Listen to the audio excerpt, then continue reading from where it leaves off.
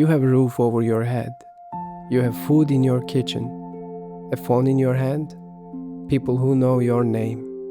By any measure in human history, you're rich, and yet, there's a moment, usually at night, usually when everything is quiet, where something surfaces.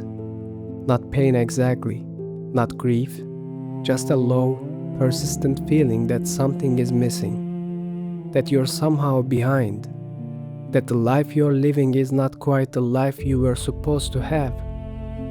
You scroll, you plan, you tell yourself, when I get that thing, when I reach that point, when the circumstances finally align, then you will feel it. That fullness, that rest. Now stay with that feeling for a moment, because in 270 BC, a man was lying on his deathbed, 2 days of agony, kidney stones, relentless pain. He could barely move. He asked for a tablet, and he wrote, "On this happy day, which is also the last day of my life." Happy, not resigned, not at peace, happy. His name was Epicurus, and he had figured out something about happiness that the entire modern world has forgotten or never learned. Before we get to him, look at the world he left behind. The system you live in has one answer to the question in this video's title. You're unhappy because you don't have enough. More money, a better body, a bigger apartment, a more interesting life, the right relationship, the right career, the right version of yourself, the one that is finally, completely finished. This is not a modern invention. It is an ancient mechanism, perfected over centuries, now running at a scale no previous civilization could have imagined. The Stoics, Marcus Aurelius, Seneca, Epicurus, saw this trap clearly. Their answer was control your reactions, accept what you cannot change, endure. It was a powerful answer, but it was still asking you to live inside the trap. Epicurus did something different. He didn't ask how to endure the hunger. He asked whether the hunger was real. He was born in 341 BC on the island of Samos into a poor family. His father was a school teacher. They had books, not money. And from early childhood, one question followed Epicurus everywhere he went. Why are people so afraid? Not of war, not of enemies, of life itself, of never being enough, of dying without having truly lived. He watched people around him chase wealth, status, recognition, and arrive at all of it exhausted, still hollow, still wanting. At 18, he went to Athens. He read Plato, he read Democritus, he studied the atoms that make up the universe, the nature of the soul, the question of what pleasure actually is. And slowly, he arrived at a conclusion so simple it was almost embarrassing. People suffer not because life is cruel. People suffer because no one has told them the truth about what they actually need. He spent the next 20 years figuring out what that truth was. In 306 BC, Epicurus bought a small piece of land just outside the walls of Athens. He called it simply the garden. He planted vegetables, he built modest rooms, he invited people to come, not to compete, not to prove themselves, not to climb the hierarchy, but to live together, think together, eat together.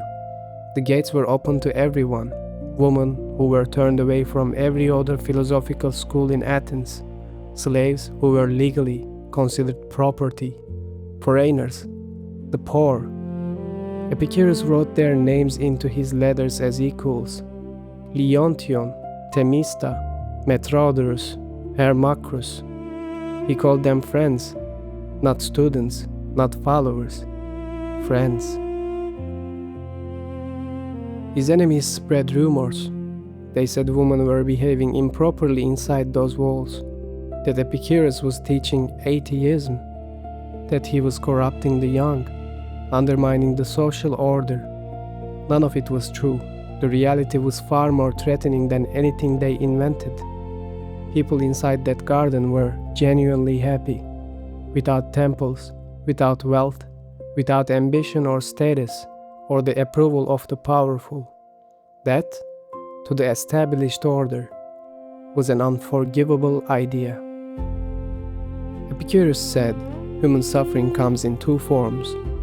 The first is physical: hunger, cold, illness, pain.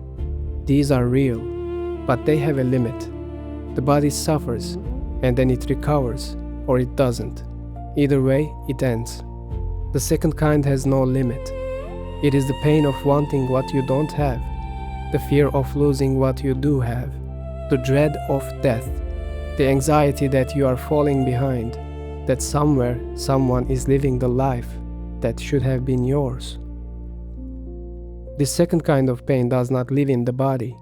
It lives in the mind, and because it lives in the mind, it can run forever, feeding on itself, expanding to fill whatever space you give it. Epicurus called the absence of this pain ataraxia, tranquility, not happiness as euphoria, not happiness as achievement, happiness as the quiet that remains when unnecessary suffering has been removed. And the recipe, he said, was almost insultingly simple. You need enough food, you need safety, you need a small number of people who truly know you, and you need to understand, not just accept, but genuinely understand, that death is not something to fear. Because when you exist, death is not here, and when death comes, you will not be here to experience it. Most of what is making you unhappy right now, he said, is not real. It's a story the world told you, and you believed. Epicurus wrote over 300 books. Almost everything is gone. What survived were 3 letters and a handful of sayings, fragments, preserved almost by accident in the writings of people who were trying to refute him. For 1,000 years, the church made sure he stayed buried.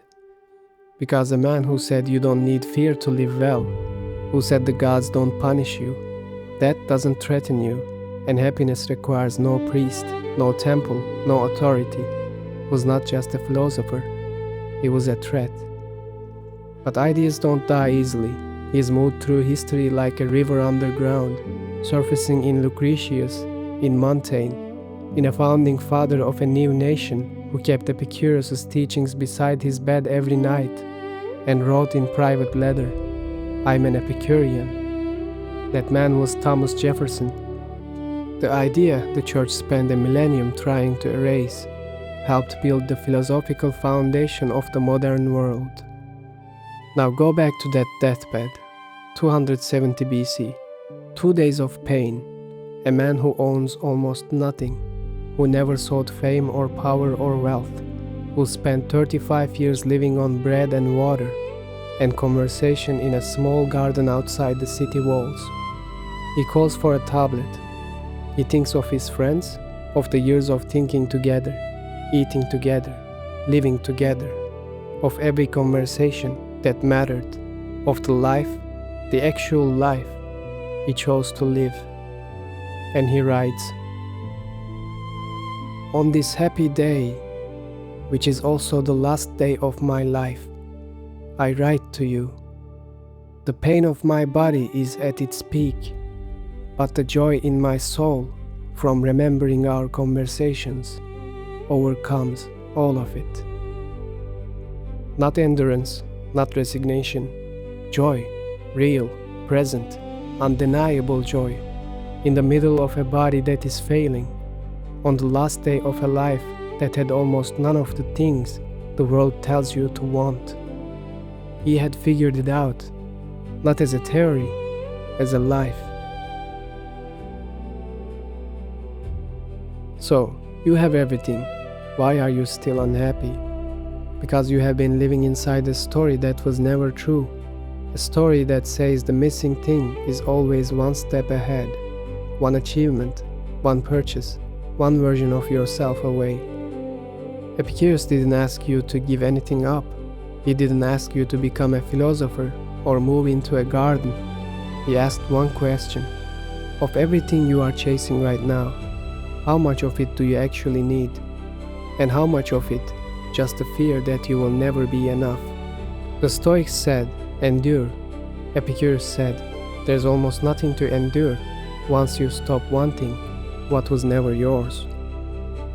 He had friends who knew him completely. He thought deeply every day about what it means to be alive. And on the day he was dying, in real physical pain, he reached for a tablet and wrote the word happy. Not because nothing was wrong, because he knew, really knew, what was right. The man who needs least is closest to the gods and farthest from fear.